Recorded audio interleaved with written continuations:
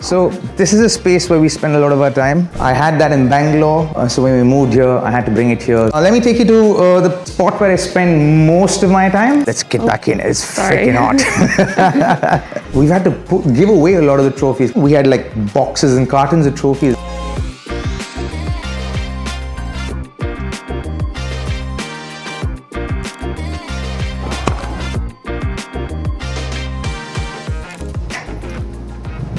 Hi guys, I'm Robin Uthappa and this is my life in Dubai. Come on in.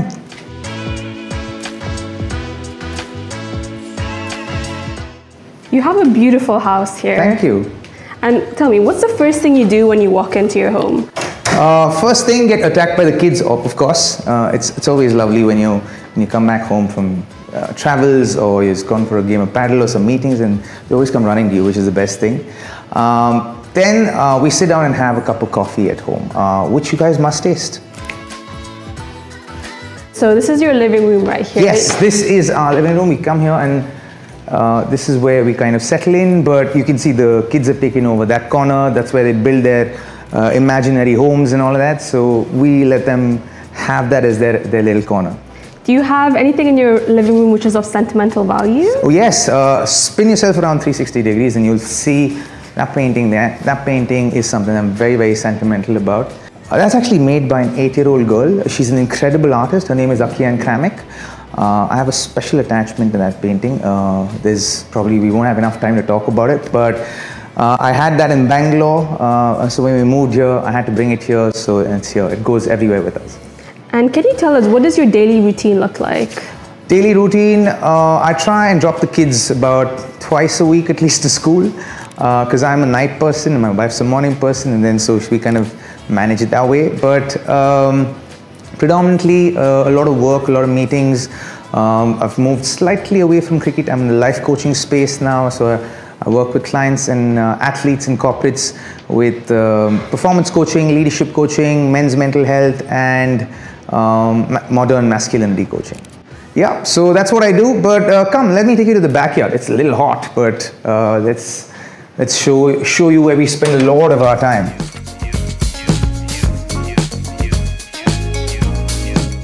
So this is a space where we spend a lot of our time. Obviously you can see we've been ransacked by the pigeons and this never ends. We haven't found a solution yet. But that's my little paddle net and paddle machine that I use for practice whenever I can.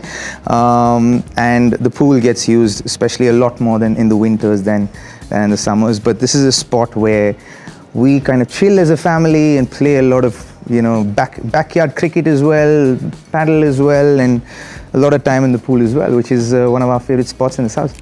You've made Dubai your home now. What makes the city feel like the perfect base after retirement? Oh, for me, I think the safety is what makes it absolutely perfect. And I think the camouflage of the glitz and glamour of Sheikh Zayed Road and town, takes over the culture and the family values that this country and the city has to offer.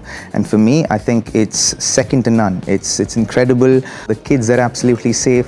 My wife's safe, and that's one of my primary objectives of moving here. To have a place where kids I'm not worried about the safety of the children and my family in general. Let's get back in. It's freaking hot. So yes, let me take you to the spot where I spend most of my time. My workstations where I do predominantly a lot of my work, a lot of my podcast stuff, a lot of my recordings, a lot of video stuff, a lot of that happens here, and I spend a lot of my time here.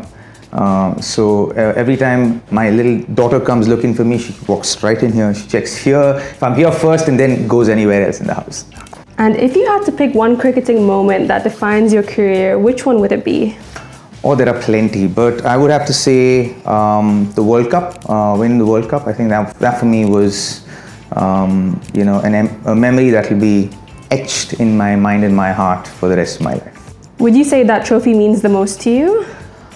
Yes, that amongst others, because for me, yes, it is the biggest tournament, but I think the magic we were able to create as a team was truly incredible, and so for me that is certainly the most special.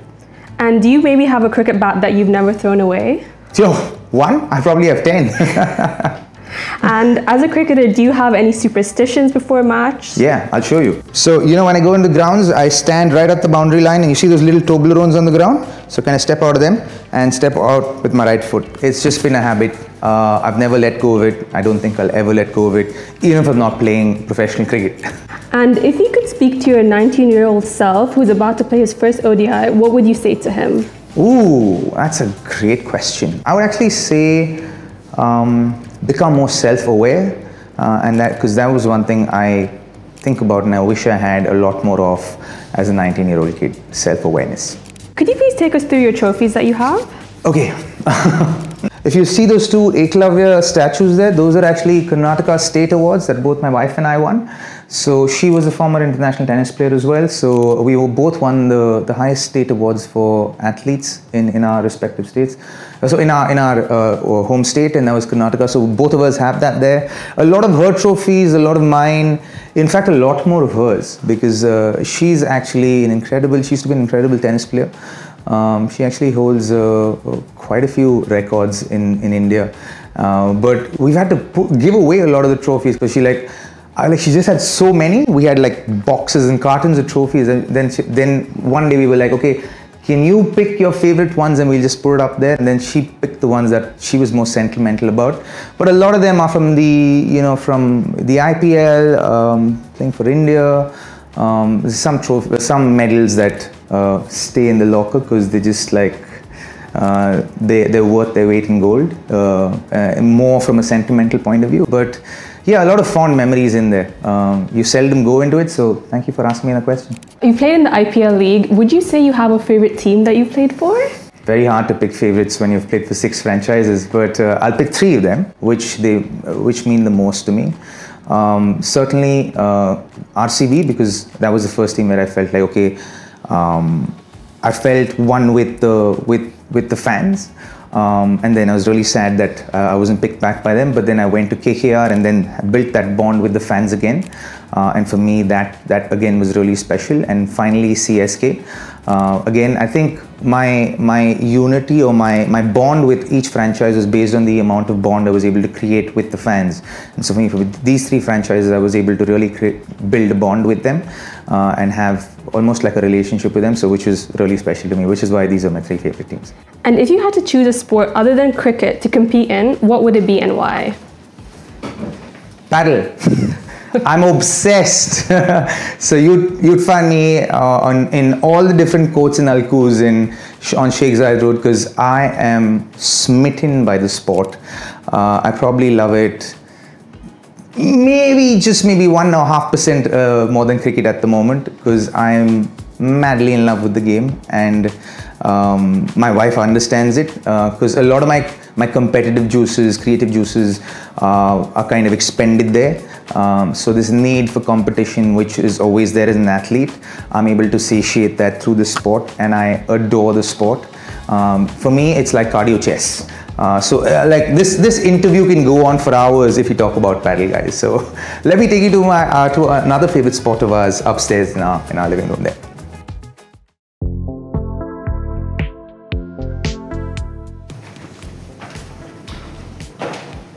This is actually another painting by Akian. This is called the I Am. It's a painting that kind of depicts a young Yeshua, and he's shown as embracing himself, and that kind of signifies self-love and self-acceptance, which I think is really beautiful. So this is another sport of ours that we spend a lot of time in. That painting is really special to us. It was made by a good friend of mine, Segal. Want to encapsulate our life and our journey of our life, and how we moved to Dubai and what our kind of life entails now. So it's about growth, it's about my childhood, it's about Sheetal's journey, traveling and playing tennis all around India by trains. That's why that little train up there, and Sheetal playing tennis on top of the trains there. So it's something that means a lot to us. So yeah, and this is another space that we spend a lot of our time at. And with the city, Dubai being so diverse, what's your favorite cultural experience that you've had? Food. I think the food here has to be my favorite cultural experience. I think there's such a diversity of food, and I would have to say one of the things that I absolutely adore about Dubai is the fact that it's such a beautiful place for young families to come and live at. For me, one of the places I experienced that at is at my children's school. And in his school, he's got about 24 kids in his class, but he's got 19 nationalities or 20 nationalities in those 24 kids. It just makes the world a smaller place in the classroom, which I think is absolutely phenomenal. And what do we want kids to have? We want kids to be confident in themselves. We want them to be comfortable in their own skin and live in a place where there's acceptance of people from different cultures, and every culture and every color of skin. And that, I think, for me, has been the richest cultural experience here, besides the food. And what's your go-to spot when your friends or family visit? Oh, go-to spot when my friends and family visit would certainly be this quiet little restaurant in Amsakim. It's called Korma Sutra. don't go by the name. It's a phenomenal restaurant as far as food is concerned. Again, very understated. But if you want to go for important meetings, then there's Polo up to right next door.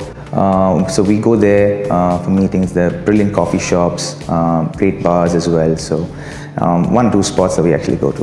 What's the next chapter for yourself? Next chapter for myself is about staying aligned with my purpose, which I recognize is adding value to people around me. And so the work we do at True, my company, my life coaching company, is what I'm looking to build right now.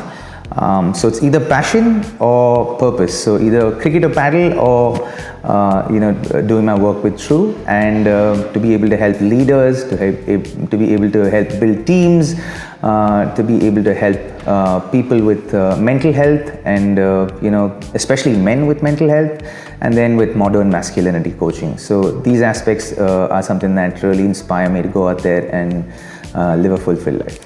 Thank you so much for having us in your home, but we have a few more rapid fire questions we'd like to ask you before we leave. Before that, let me introduce you to my beautiful wife. That is Sheetal.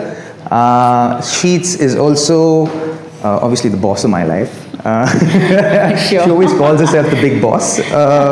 But yes, go for it. The rapid fire questions. I'll tell you the truth, and she will decide if I'm telling you the truth or not. What's the first thing you do after a big win?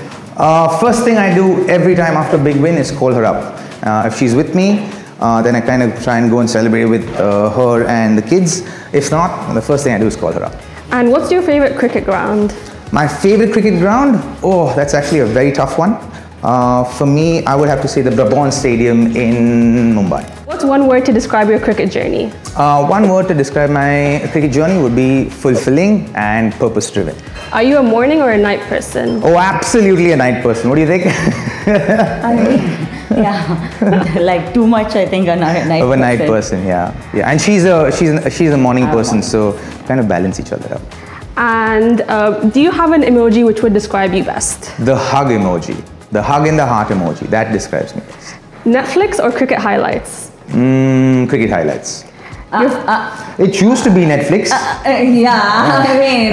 But now, see, once you become a family man, you have kids, and you have a wife who likes to relax after the kids go to sleep, then it can't be cricket highlights. So you got to pick your battles, buddy. Your favorite IPL teammate? My favorite IPL teammate? Oh, again, I've had plenty. I would have to say, Irfan Pathan, even though we haven't played in the team together. Do you have a favorite cheat meal?